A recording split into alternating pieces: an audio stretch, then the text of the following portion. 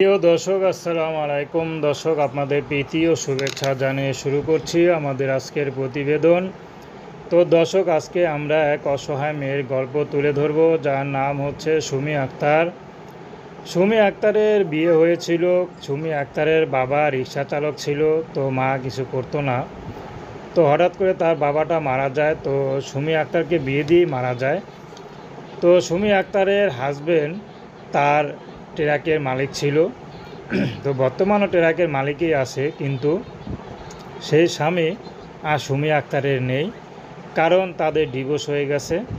তো সুমি আক্তারের একটি বাচ্চা আছে। তো সুমি আক্তার কখনো চায়নি তার স্বামীকে ছেড়ে চলে যেতে, কারণ এমনি কষ্টের মেয়ে। তো যদি স্বামীকে ছেড়ে চলে যায় তাহলে কষ্ট আরও দ্বিগুণ হয়ে যাবে। তো স্বামী অনেক অত্যাচার করতো, নির্যাতন করতো, গরিব বলে অবহেলা করতো। কিন্তু সুমির বাবা মা সুমিকে বিয়ে দিয়েছিল টাকা দেখে, যে হয়তো এখানে সুমি সুখেই থাকবে, কিন্তু সে সুখটা তার কপালে দুঃখ রয়ে গেল। তো সুমি এখন ইউটিউবে এসেছেন শেষ ভরসা নিয়ে, যদি একটা ভালো মানুষ পায়। সুমি যেহেতু বিবাহিত, বাচ্চা আছে, তো তেমনই যদি কোনো বাচ্চাওয়ালা কোনো পুরুষ বা বয়স বেশি, এরকম কোনো 40-50 বয়সে কোনো পুরুষও যদি সুমিকে বিয়ে করতে চায়, সুমি রাজি আছে।